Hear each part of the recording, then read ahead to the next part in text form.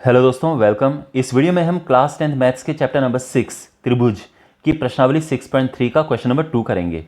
और ये क्वेश्चन यहाँ पर है, इसमें ये फिगर गिवन है क्वेश्चन में, और यहाँ पर आप देख सकते हैं कि ये दोनों त्रिभुज आपस में सिमिलर यानी समरूप हैं। ओडीसी, तो ये ओडीसी आप देख सकते हैं ये है, और ओबीए ओबीए ये है, तो ये आपस में समरूप हैं यानी सिमिलर हैं। तो अगर हमें कहीं पे ये इस्तेमाल करनी पड़े सिमिलर ट्रायंगल यानी समरूप त्रिभुजों की प्रॉपर्टी, तो हम यूज़ करेंगे, ठीक है। इसके अलावा ये दोनों एंगल गिवन है, आप देख सकते हैं, और हमें बताना है एंगल DOC। तो DOC तो ये एंगल है, DCO ये एंगल है, और एंगल OAB यानी ये एंगल, हमें ये एंगल्स फाइंड करने हैं, ठीक है। चलिए इनको सॉल्व करना शुरू करते हैं। सॉल्यूशन, तो यहाँ पे सबसे पहले हम निकालेंगे एंगल DOC, ये वाला एंगल, क्योंकि ये निकालना सबसे ज़्यादा आसान है। अच्छा, अब ये कैसे निकलेगा, देखो यहाँ पे आप देख सकते हैं कि ये एकदम सीधी रेखा है, स्ट्रेट लाइन है ना, और जो स्ट्रेट लाइन होती है वो 180 डिग्री की होती है।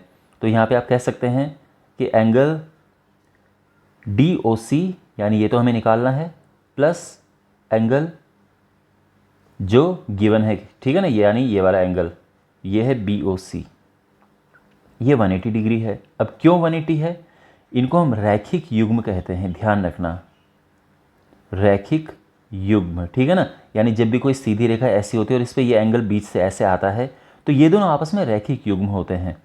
इसी तरह से ये सीधी रेखा है और इसमें बीच में ये लाइन इस तरह से जा रही है, तो ये दोनों एंगल आपस में रैखिक युग्म हो गए हैं, उनको प्लस करके 180 आता है।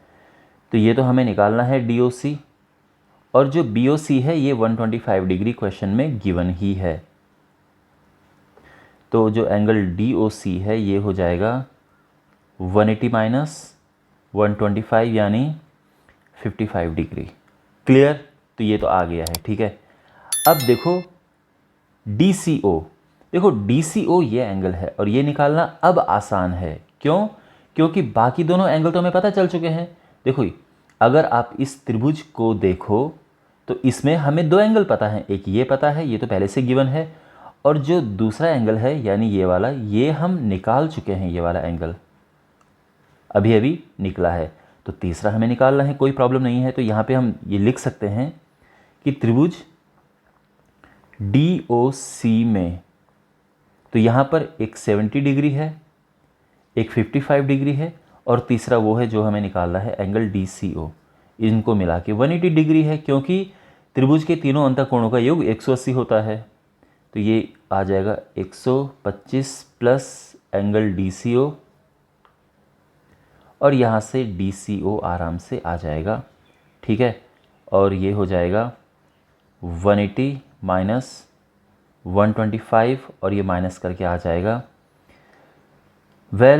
55, ये भी 55 आ गया है, ठीक है ना। तो आई होप आपको यहाँ तक समझ आ गया होगा। अब बात करते हैं OAB की। तो अभी तक तो हमने समरूप त्रिभुजों की कोई प्रॉपर्टी ही नहीं लगाई है, और दो एंगल हमारे आ चुके हैं, लेकिन अब प्रॉपर्टी लगेगी, ठीक है। तो अब ध्यान से समझो इस बात को। तो यहाँ पे हमें बताना है एंगल OAB, ठीक है ना, यानी ये एंगल बताना है। अब ये कैसे पता चलेगा, बहुत आसान है। कैसे? चूंकि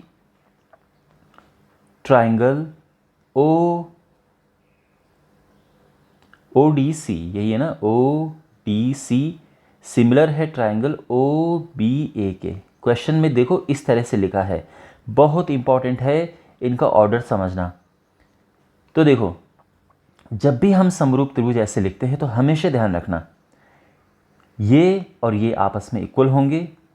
D, अब ये तो दोनों O हैं तो ये तो ठीक है, D और B आपस में इक्वल होंगे, और C और A आपस में इक्वल होंगे, ये ध्यान रखना।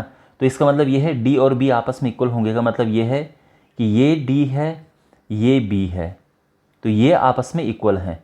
अगर ये पूछा होता तो मैं बताता कि ये 70 है, क्योंकि जो समरूप त्रिभुज होते हैं उनके संगत कोण बराबर होते हैं, उनके तीनों कोण आपस में, तीनों कोण जो होंगे बराबर होंगे, यानी इस त्रिभुज के जो 3 कोण होंगे वो इस त्रिभुज के 3 कोणों के बराबर होंगे। और ये ऑर्डर कैसे पता चलता है, ये यहाँ से देखने से पता चलता है। तो ये ओ के बराबर है, तो इसका मतलब ये ओ है, तो ये और ये आपस में बराबर होंगे। डी बराबर है बी के, तो यानी डी 70 है तो ये भी 70 होगा। ये अलग बात है, पूछा नहीं है, ठीक है ना, पूछा केवल ए है।